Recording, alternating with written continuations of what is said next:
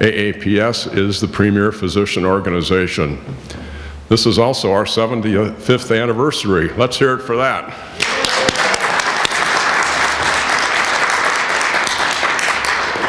AAPS has been known as the Delta Force of American medicine. When you hear our first speaker, Andrew Schlafly, you will understand that better.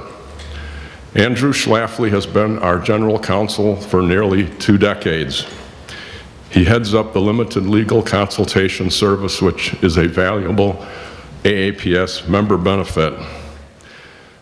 Andrew has filed several lawsuits against Obamacare.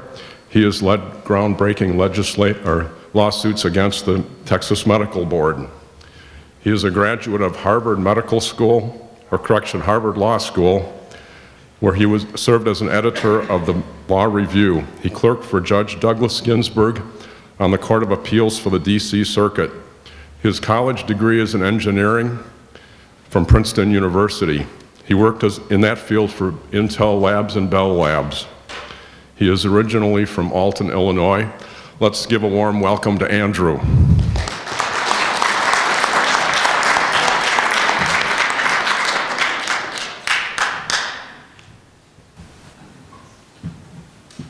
Thank you, Al, and thanks to everybody for being here. Our conference is sandwiched between a graduation of young flight attendants on one side and a fraternity party on the other side. So we're gonna have a good time today. Appreciate your being here.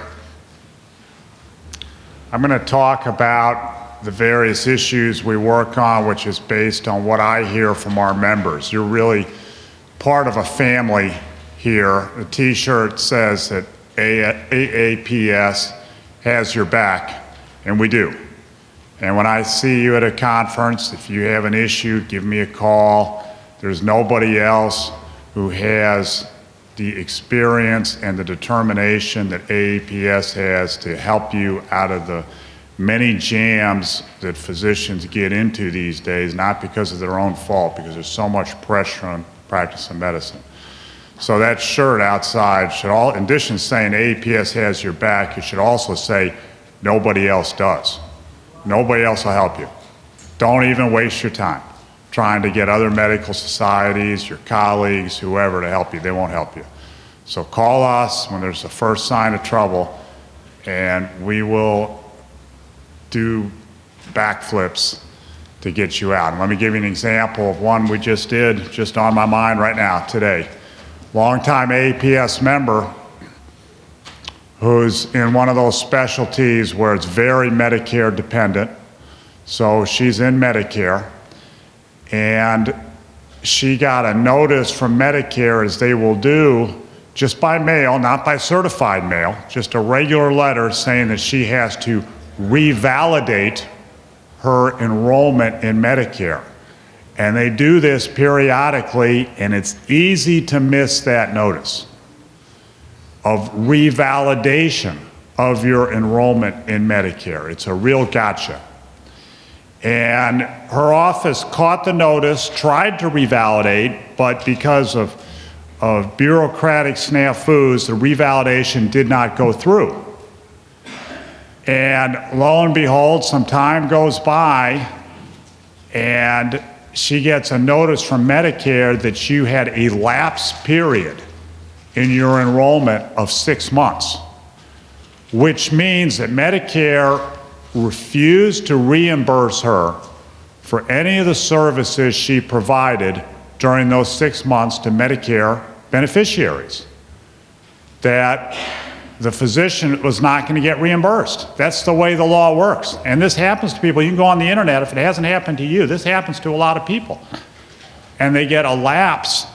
They're enrolled, but they're not validated, and Medicare, the carrier, will just flatly refuse to reimburse any of those services, even though they were provided. So I got into the case. I appealed it to the tribunal that HHS has for administrative appeals, but I learned that the law is completely stacked against physicians in this situation. The administrative law judge is not allowed to bend the rules for the purpose of justice, is not allowed to be sympathetic to the physician. In fact, I was hearing from HHS attorney that there really is not even any right to appeal the decision of the carrier. Carrier decides not to pay, that's it. You really have no right to appeal it, is what the attorney was telling me. Kept working on it, got creative, looked at other possibilities and so on, negotiated, and the HHS attorney says she's never seen this before, but through settlement offers and arguments and so on, is able to get CMS to agree to remove the lapse period and reprocess all those claims, which totaled over $100,000 in services, and set a precedent there, hopefully, so that these types of bureaucratic snafus won't result in Medicare keeping the money on services that were properly provided to Medicare beneficiaries. So that's an example of the kind of work we do. Nobody else would have been able to help like that. We do it affordably too. We have this LLCS service, and if you're an APS member, if you come to our meetings and stuff, I'll get right on and do whatever is possible to help you. So I'm going to talk about some of our other successes. Now that's an example of a problem you don't have if you go to cash practice and if you opt out of Medicare. And the next talk is going to go through how to opt out of Medicare. But a lot of the benefits of being in a cash practice is that you don't have these nightmare scenarios that happen all the time to people who stay in Medicare or stay in insurance.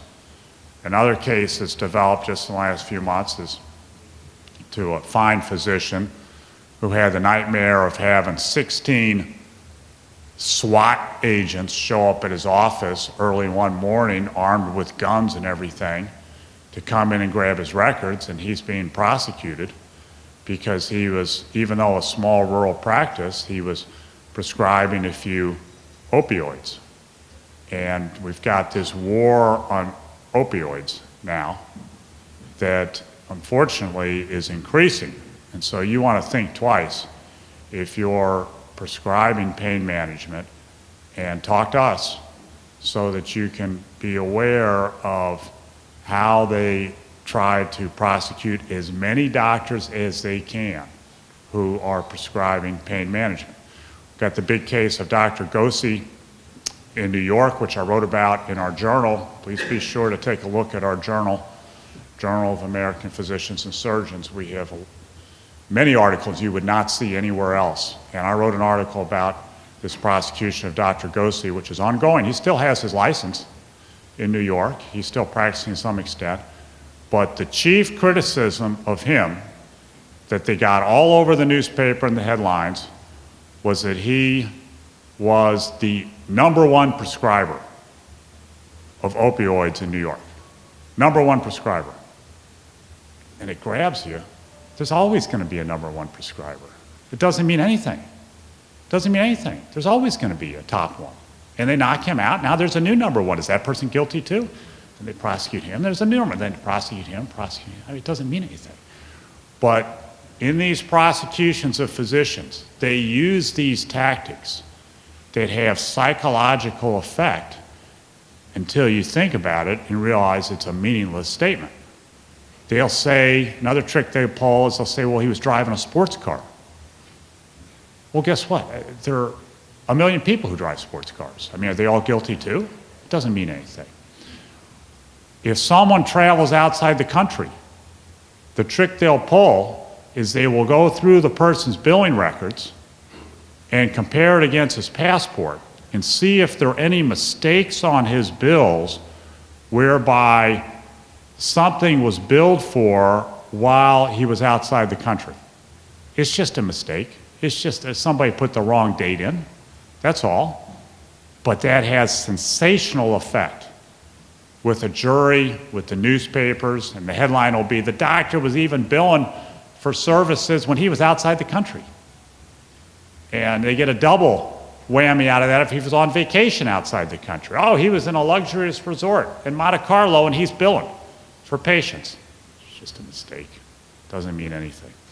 So we're in these cases on every front, and I'm going to talk about some of them now, and we have our board meeting tomorrow.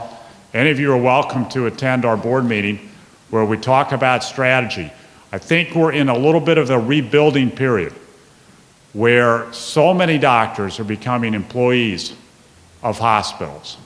So many doctors are retiring. So many of the younger doctors don't really want to go into independent practice. They don't even know what it is. They're getting brainwashed in medical school. So we're in a bit of a dark time where we have to rebuild, and as we go through this cycle, I'm convinced we'll come out of it, because the medical license is still the most valuable license in the world. And if you look at applications to medical school, it is more difficult to get a medical school now than it ever was. Most people who apply to medical school today don't get in anywhere. It gets increasingly difficult, and one reason for that is because the alternatives are even worse. I mean, there's been a huge drop-off in people going to law school because there are just no jobs. Drop-off in other stuff. I mean, there are no alternatives. It's like when you choose where to invest money or whatever, and there's nowhere to put your money. I mean, there aren't good alternatives. I mean, getting a job at Amazon at $9 an hour looks pretty good to a lot of communities right now, because there just isn't anything better. So there is a huge demand for a medical license. There is a shortage of physicians as predicted.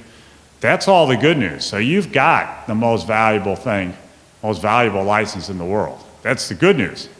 The bad news is physicians are all being replaced by nurse practitioners. So it doesn't matter. Definitely good news, bad news. All right, let me talk about sham peer review a little bit. This is a case of a physician down in Florida who applied for renewal of his medical staff privileges at a for-profit hospital. He was improperly denied. He has sued in court, and the for-profit hospital says in court, no, you can't allow his lawsuit because he did not exhaust all of these internal procedures before he sued us. And this has gone up on appeal, whether he had to exhaust all these internal procedures. And we argued with an amicus brief in favor of the doctor that if it's a for-profit entity, it's meaningless for them to have internal procedures, which are just a sham anyway. If anyone's been through a peer review at a hospital, even a not-for-profit hospital, you know it's just a sham. You know it's just a waste of everybody's time, waste of your money, and so on. This is a for-profit hospital. Imagine if you had to go through internal procedures if you were going to sue Google. It's a for-profit company. They're going to stack their internal procedures against anyone who might sue them. So the courts rule for the hospitals almost every time. It goes up on appeal and stuff. So then the physician applied for a grant of cert by the Florida Supreme Court, which is almost never granted. And we came in, as we do, and we'll help you too. Come in as Association of American Physicians and Surgeons. This is how we see it. Came in, said you should take this case, and a miracle, the Florida Supreme Court has granted cert in this case, and that means they're likely going to overrule what the lower courts did, and they're likely going to hold in favor of the physician against these sham peer review procedures that the hospital has, and allow his case to go forward in court and get judicial scrutiny of what these hospitals are doing. So that's a very positive development that we can only do with your support, and we're trying to push back against these, what one might call the hospital mafia. I used that term once and I got an email that said, listen, that's defamatory. Better not refer to the hospital mafia. And I looked at the bottom of the email, it was an email from the mafia that they didn't want to be smeared by, accused of being like hospitals. Okay, MOC, maintenance of certification. They finally perfected their examination procedures so that the better the doctor you are, the worse you do on their exams. That's what they've perfected. It's just ridiculous. We've educated the public about this. We've got a lot of allies now who are speaking out against maintenance certification, who recognize it as simply a crass money-making scheme. That's all it is. You look at the salaries these specialty boards are paying their executives, their million-dollar compensation packages, and they're just making hand over fist and trying to make more and more. And what they're doing is they're colluding with insurance companies and with hospitals. So that if you don't do the maintenance certification, then you're not going to be able to get on staff at hospitals, and you're not going to be able to be in insurance networks.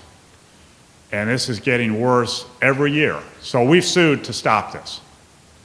And actually, we have a number of cases related to this that we're involved in.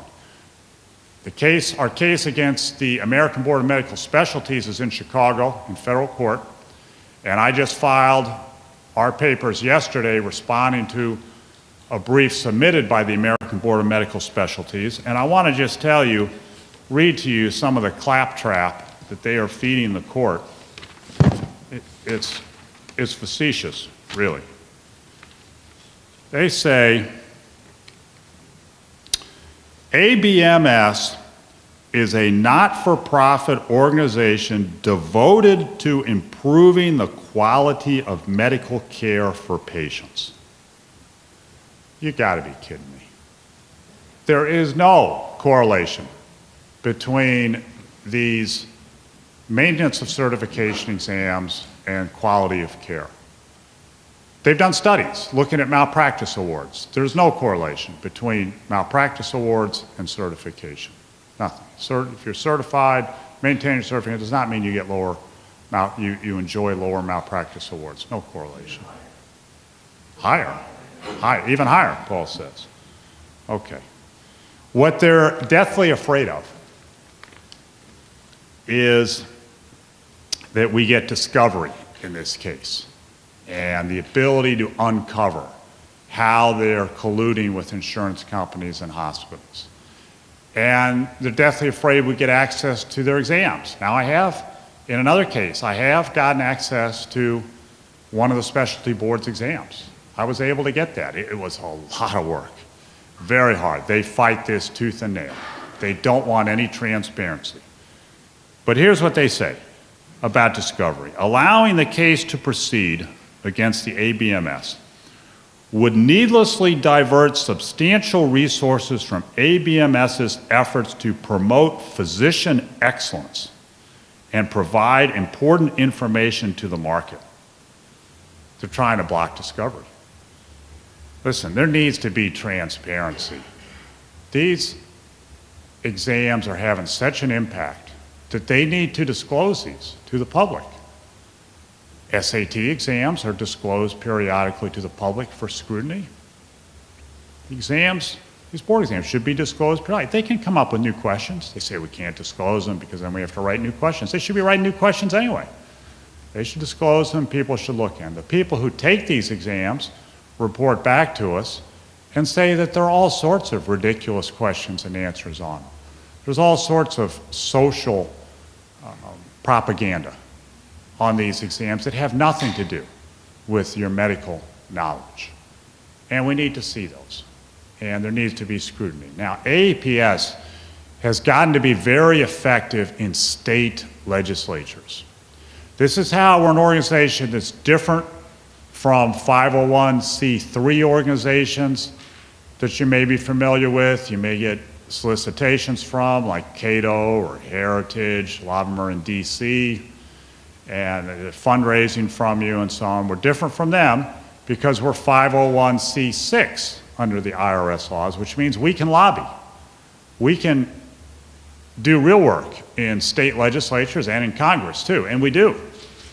And we have been proactive in encouraging state legislatures to pass laws that prohibit hospitals and insurance companies from using maintenance of certification against doctors. The best example of that is a law we helped pass in Texas last year, which has gone into effect this year, that flatly prohibits insurance companies from discriminating based on maintenance of certification and hospitals discriminating based on maintenance of certification. When we got into this a few years ago, These specialty boards were even going to get medical boards to require certification in order to hold on to your license. That's where they were going with this. When we woke up to it, we've completely shut that down. So no medical boards.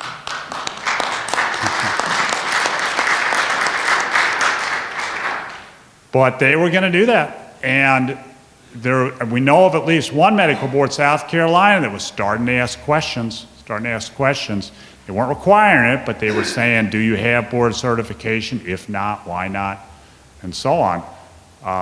We've rolled that back. And other states have passed laws prohibiting anything in the state from acquiring this. So I'm telling you this because I know many of you are in cash practice, and you're interested in cash practice, and you may think, well, I don't have to worry about that. Hospitals requiring MOC, because if you're in cash practice, you may not even need hospital medical staff privileges. That's one of the advantages of going to cash practice. You can get outside of the hospital system, which is wonderful.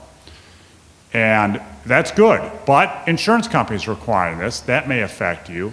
And if we don't stop this here, medical boards will require it too. So we are getting states to enact these laws, and in the process, we're educating all these state legislators about this. So I flew out to Indiana, where they had one of these bills, and I testified before the Indiana Senate committee on this. And you get Republicans and Democrats there on the committee and so on. And I'm hearing my testimony, and one of the things I said, well, listen, Texas has passed a strong law in this area. In fact, it's even stronger than the law that you're considering in Indiana. This is good stuff. You need to free up medical practice. You need to protect the free market in there, not allow these purely private entities that have no academic oversight. They call themselves boards. They have no academic credentials. They have no governmental authority, and yet they call themselves boards. I complained about that in the case. I mean, that's just misleading, that they even call themselves boards, because when you hear this is a board requirement, you're thinking, well, this is government requirement. And I explained to the judge yesterday in the papers I filed, I said, just imagine if some company called itself the bar and said, the bar requires this, or so-and-so is not meeting bar requirements. That will get the attention of the judge. So, well, obviously you can't do that. Well, so why are these entities getting away with saying the board requires this, not satisfying board requirements, not meeting MOC requirements? Why are they getting away with this? And here's another thing. What businesses get away with systematically disparaging people who don't buy their product? I mean, does Amazon.com get out there and post a list of all the people who haven't signed up for Amazon Prime and disparage them? No, nobody does that. It's only these specialty boards that are doing that, and that's unfair business practice. It's deceptive. So I'm there before the Indiana committee, and I say Texas has done this. So then we get to the Q&A, and one of the Democrats on the committee, she starts mouthing off and says, well, I don't like anything Texas does. I'm not going for this. I don't like anything Texas does. Well, that's all right, because there were far more Republicans on the committee than the Democrats, and it passed the committee and then passed the Indiana Senate. And it didn't get through the House because they had someone, the hospitals had someone on the House committee to block it. All right. That's where we are in MOC. And by the way, we've had a big success there I want to tell you about. In a case against the American Board for Internal Medicine, we've counterclaimed against individuals on that board for how they mistreated a young physician. And they brought the case in New Jersey, and we have successfully moved to transfer that case to the location of the young physician that the ABIM has been picking on. And guess where that location is of the young physician where the ABIM is picking on? It's going to go to his home court. And his home court is Puerto Rico. So now, all these executives of the ABIM are going to have to answer in court in Puerto Rico for how they've been treating physicians unfairly. So that will be a nice thing to look forward to in 2018. And I'd like to be, and they discriminate against him, yeah. How long do you get to stay down there? Yeah, I'm hoping for a winter trial.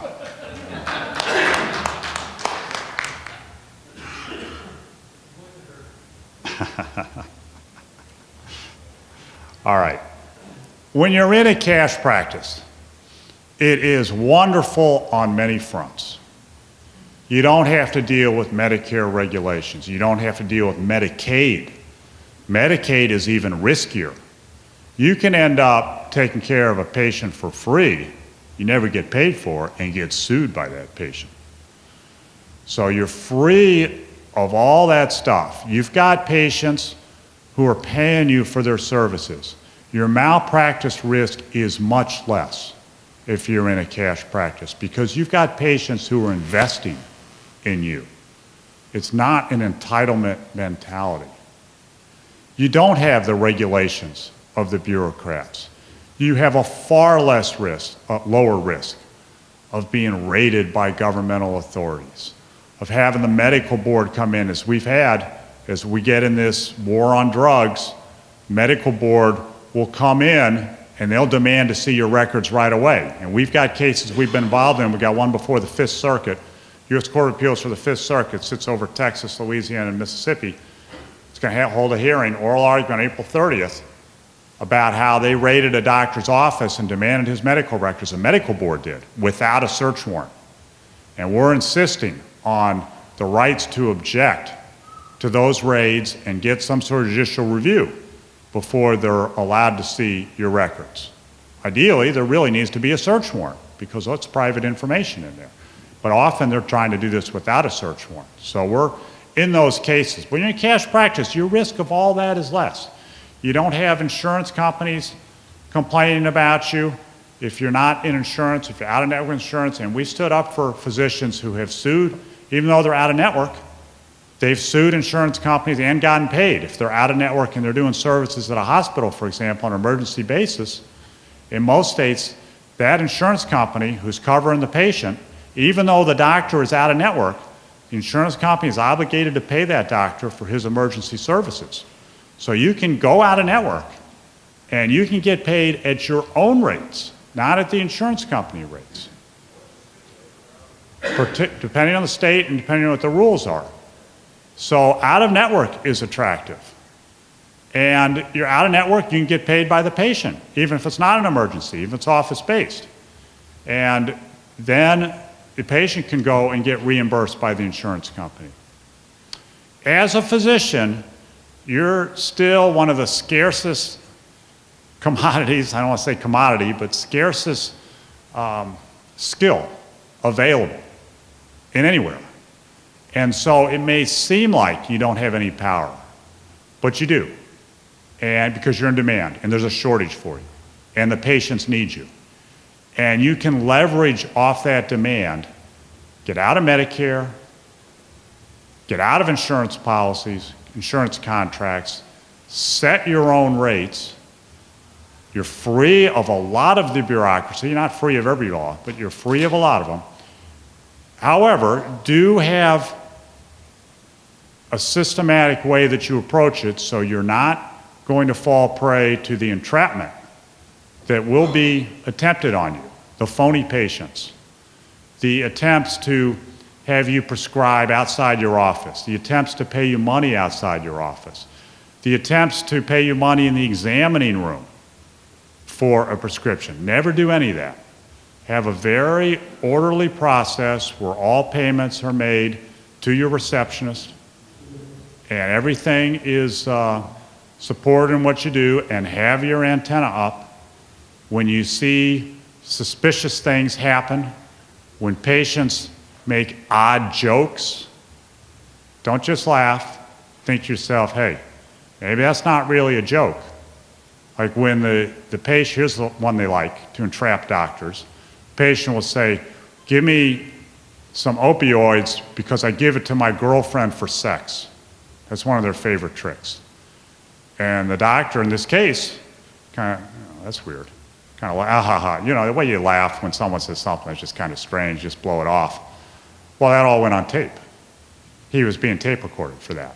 And he went to jail for that. So when your patient says something that's off key like that, particularly in the context of pain management, It would say, wait a minute, okay, wait a minute. Then go back, stop everything. Don't prescribe for that visit. And then start to check this patient out. Where'd this patient really come from? Then do a thorough detail and maybe discharge the patient if you have to. It's better be safe rather than sorry. But as long as you realize that there are some pitfalls, as long as you look out for them, going to cash is the future. It's a lot less stress, it's more time with your patients, it's less malpractice risk, and you avoid all these crazy pitfalls like not revalidating your Medicare enrollment because your reapplication was not accepted by the carrier and therefore you lost 6 months of your billing. Those sorts of things you're completely free and clear of by going to cash. And stay with us in AAPS. Call us when you have issues. We will get you help right away. We've got the knowledge base. And I'll end with a story about how good AAPS physicians are and why it's such an honor to work for you. An AAPS physician, this was years ago, was at a family gathering where my mother-in-law was there. And this is how sharp all of you are, and this is what it really means to be a doctor, in my opinion. And it was just a family gathering. And the AAPS physician looked at my mother-in-law, and just looking at her at a family gathering, he didn't see her very often, just saw her maybe once or twice a year.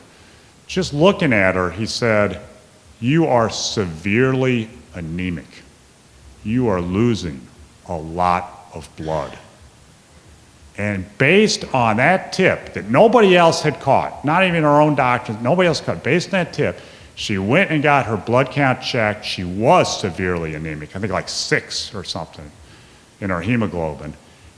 Checked her out, she had a massive tumor that was about to burst, and they got it removed and saved her life. And it's that kind of skill that we have in AAPS, that kind of insightful thinking that is the future of medicine, and no amount of pressure by the bureaucrats, by the insurance companies, by the hospitals, none of that can change the fact that you're still the one with the medical license, you're still the one with the expertise, and AAPS is the future for the practice of medicine. Thank you very much.